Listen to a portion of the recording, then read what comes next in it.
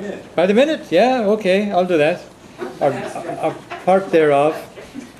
You know what I'd like to do? I'd like to take questions, because I often find that when I do that, it gets interesting and we go off. But I'm not going to... We love tangents. Love tangents. Had you mentioned that the... Not those kind of tangents, but anyway. I guess the Lords, they didn't train the serfs. Was that because they were afraid they might turn on them? Yes.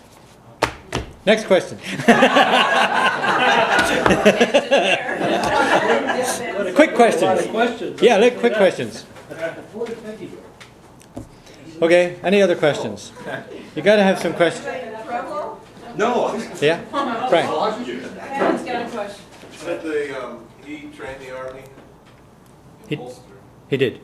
So did he modernize it, or did he train them in continental tactics?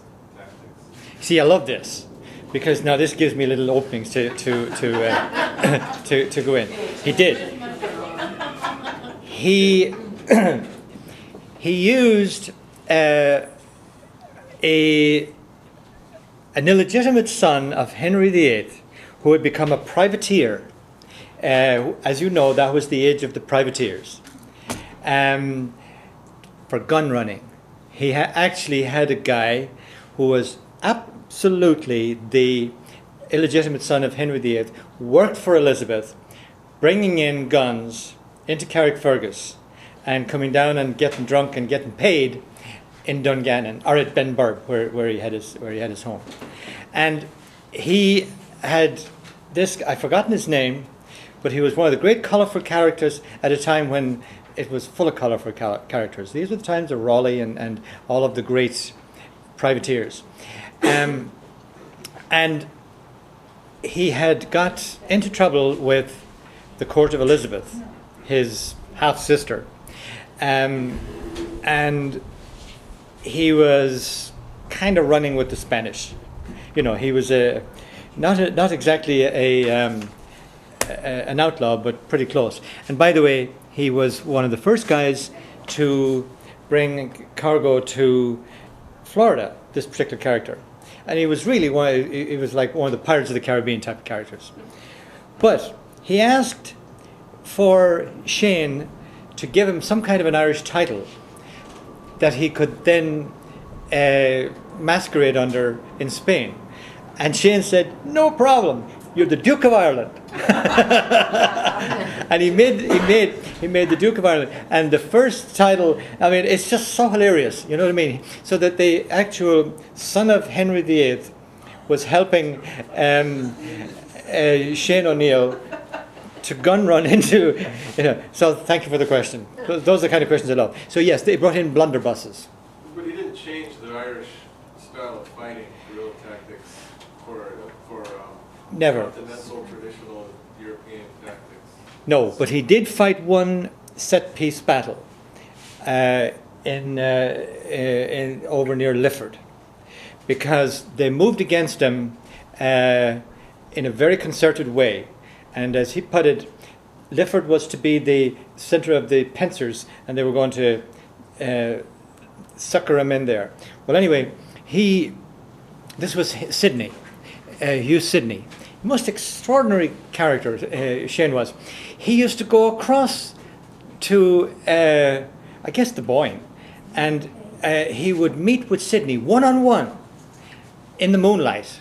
And here was the Lord Deputy of Ireland, who was under orders to go out and get going and chase down this guy Shane. And he and Shane would be sitting down there chatting.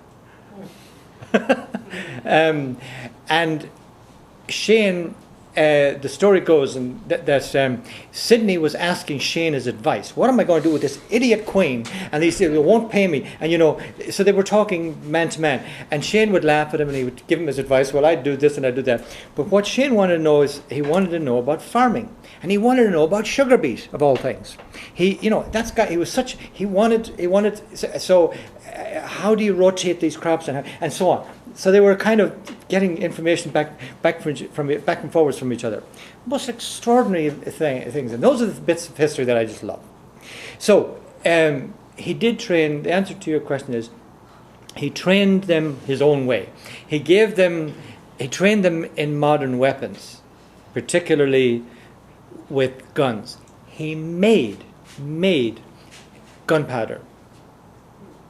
Made gunpowder long before the IRA and the fuse and mixed it, and made their own weapons. They made their own blunderbusses, their own, And in many ways, Shane went and found out what he needed to find out to go back and do what he needed to do. So yeah, he used Irish tactics, but with modern European weapons. But more importantly, he knew exactly what somebody like Sydney or Sussex and later Essex would do. He knew the way they operated. And he had a great advantage in that the Irish men were just brawnier, stronger, tougher, and had virtually no fatalities from diseases like the flux that the English died of in their thousands. And one of his great tactics was he would run them ragged. He would run them around all over Northern Ireland, up and down, and just literally watch them die like flies. And on one occasion, when Hugh Sidney led a great expedition against him, he was always on the fringes, he was always kind of appearing and going away and so on. And he guided him up into Donegal, and then he knew that he would have to go back down through Sligo and back home. And what Shane did was he says, okay, that'll take care of him for a month or two now. And it was like October or November. And he went back through Cavan and back and absolutely devastated the Pale while this guy was gone.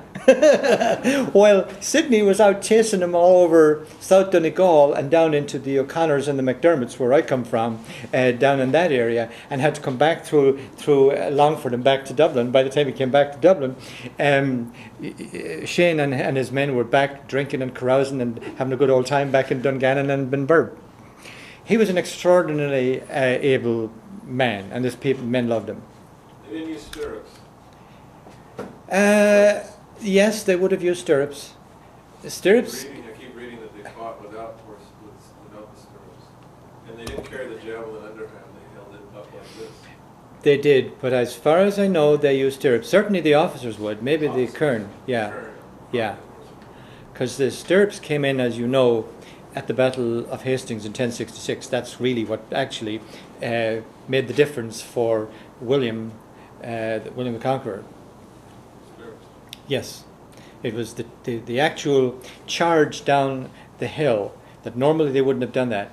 Up the hill, and normally the foot soldiers would have been able to unseat the horsemen, but they weren't, and they basically were routed as a result. And that was the turning point in the Battle of Hastings. So in many ways was what swung the Norman invasion. So I like these questions. I love this. It's much easier for me than the. You said he was the chief of Ulster. Yes. Now, were there other chiefs that? Oh yes. And why didn't they ever try to get together to form a confederacy? Well, they did under Hugh. That was their system. A confederacy would suggest equality. They were all equally under Hugh, but they chose to elect the O'Neill. They acknowledged that the O'Neill was the superior, the premier clan, the richest. Certainly, Tyrone is incredibly rich. I mean, it's a very fine. In fact, where Pat comes from is right at the very, very heart of it. I mean, Tullahoge is probably just down the road from Cookstown. It's there. It's just outside, huh? Practically every place you mentioned today. You know it very well, and Pat comes from Cookstown, so just, on the south end of Loughnane. See, even Loughnane itself would have been brimming with fish. People could live off of Loughnane, and he lived on, he was married 3 times, but when he really kind of settled down with the woman of the love of his life kind of thing, Catherine MacDonald, a Scotswoman who had been married to an O'Donnell in Donegal. Anyway, they lived on Coney Island, which was in the, in Loughnane, which is in fact Coaling Island in New York is named after it. Yeah. Very famous. So that was his stronghold, and they're very well easily defended and so on.